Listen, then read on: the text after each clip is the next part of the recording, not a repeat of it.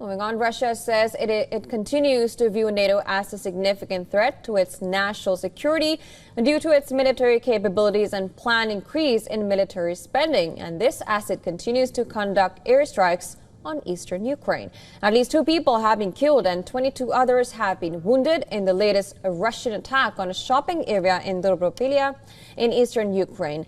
According to regional authorities, Russia dropped a 500-kilogram bomb on Dobropilya, destroying 54 shops and 13 buildings around the crowded square.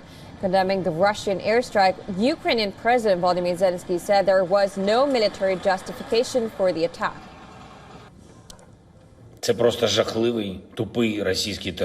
This is just horrific, senseless Russian terror. There is no military sense in their strikes, only an attempt to take as many lives as possible. All of Russia today is engaged in such despicable strikes. We will respond.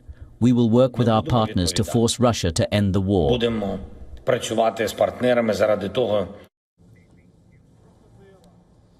As Ukraine waits for promised U.S. military aid to help fight Russians, young recruits are joining the fight against Russian forces and are being trained in Kyiv. Ukrainian youth are joining the 3rd Separate Assault Brigade as intense battle on Ukraine's front line rages on. Meanwhile, Sergei Shoigu, Russian Security Council Secretary, criticized NATO's latest summit, calling it Trump's summit. He accused European countries of succumbing to U.S. pressure to increase defense spending to 5% of GDP by 2035. Now, he cited the alliance's militarization and the European Union's defense buildup as risks to global stability. The European Union executive proposed a $2.3 trillion long-term budget focused on tackling overseas competition and Russian aggression, but it was quickly shot down by Germany, the bloc's largest member.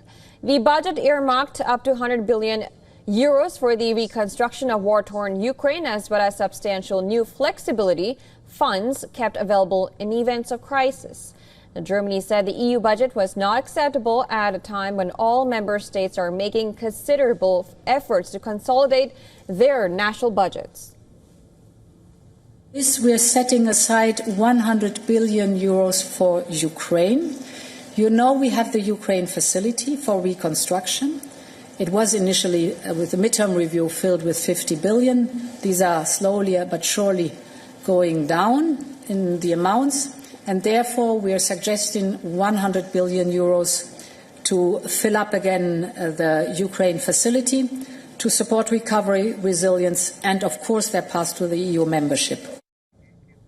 Well, as the war in Ukraine rages on, Russia is ramping up its infrastructure development. Russian President Vladimir Putin visited Magnitogorsk iron and steel works in the east of Ural Mountains, boosting the morale of his workers.